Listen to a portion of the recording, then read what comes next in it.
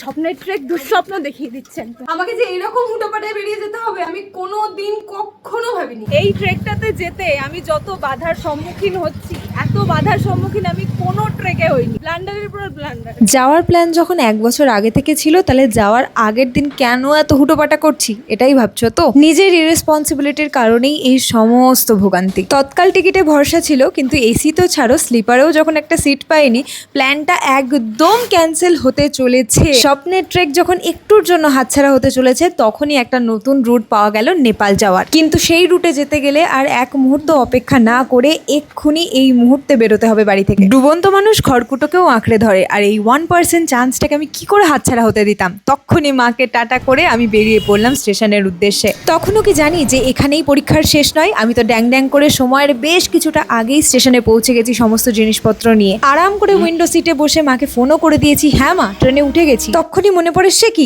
ID কই, ID আনতেই তো ভুলে গেছি। নেপালে যেতে তোমার আইডি মাস্ট। ভোটার কার্ড আধার কার্ড ছাড়া অতদূর যাওয়া বৃথা। বর্ডার থেকে ফিরে আসা ছাড়া আর কোনো উপায় নেই। সঙ্গে সঙ্গে র্যাপিডো বুক করে ছুটলাম বাড়ি।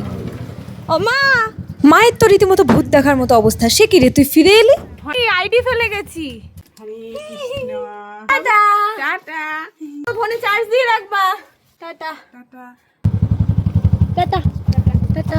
হ্যাঁ, সেই র্যাপিডো চেপেই আইডি সহ আমি ফাইনালি আবার পেয়ে গেলাম উইন্ডো সিট। কি ভাবলে এখানেই পরীক্ষার শেষ? আমিও ভেবেছিলাম না, I just got my periods আমার সেইভাবে কষ্ট হয় না, কিন্তু আগামী 45 ঘন্টার অমানবিক রোড জার্নিতে আমার শরীর কিভাবে রিয়াক্ট করবে আমি কিচ্ছু বুঝতে পারছিলাম না। আমার তখন শুধু একটাই লক্ষ্য, এনি হাউ যে কোনো পথে আমাকে নেপাল পৌঁছতেই হবে। এসপ্ল্যানেড পৌঁছে শিলিগুড়ির যে বাস দেখতে পেলাম, চোখ বন্ধ করে তাতেই উঠে গেলাম। আমি শুয়ে শুয়েই কথা বলি, কারণ এই বাসে একেবারেই বসে থাকা যাচ্ছে না, এত ঝাঁকুনি।